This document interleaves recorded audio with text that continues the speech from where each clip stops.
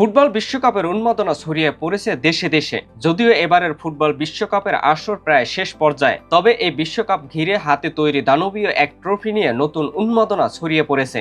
এত নিখুঁতভাবে এই ট্রফিটি তৈরি করা হয়েছে, দেখলে যে কারো চোখ ভরকে যাবে।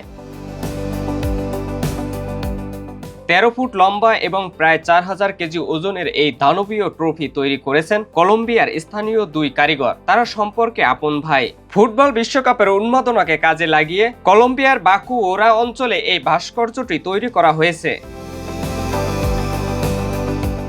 ফুটবল বিশ্বকাপের আদলে তৈরি এই ভাস্কর্যটি কাজ শেষ করতে সময় লেগেছে মাত্র 60 দিন। এর কারিগর ফোরেরো বলেন, বিশ্বকাপে কলম্বিয়ার অংশগ্রহণকে কেন্দ্র করে তৈরি হওয়া উদ্দীপনা থেকেই এটি তৈরি করার বিষয়টি তার মাথায় আসে। তিনি আরো বলেন, তার তৈরি এই ভাস্কর্যটি কলম্বিয়ার জাতীয় দলের বিশ্বকাপ জেতাকে আগামীতে আরো বহুগুণ বাড়িয়ে দেবে। বিশাল আকারের এই ভাস্কর্যটি এত দ্রুত সময়ের মধ্যে তৈরি করা নিয়ে বিস্ময় প্রকাশ করেছেন লা কাসা আল রেবেরস পার্কের মুখপাত্র হেলকিন জুলিয়ান ফোরেরো। এমনকি তিনি এর নিখুঁতের বিষয়টি নিয়েও আশ্চর্য প্রকাশ করেছেন। ভাস্কর্যটি তৈরি করা হয়েছে এক ধরনের বিশেষ কংক্রিট দিয়ে।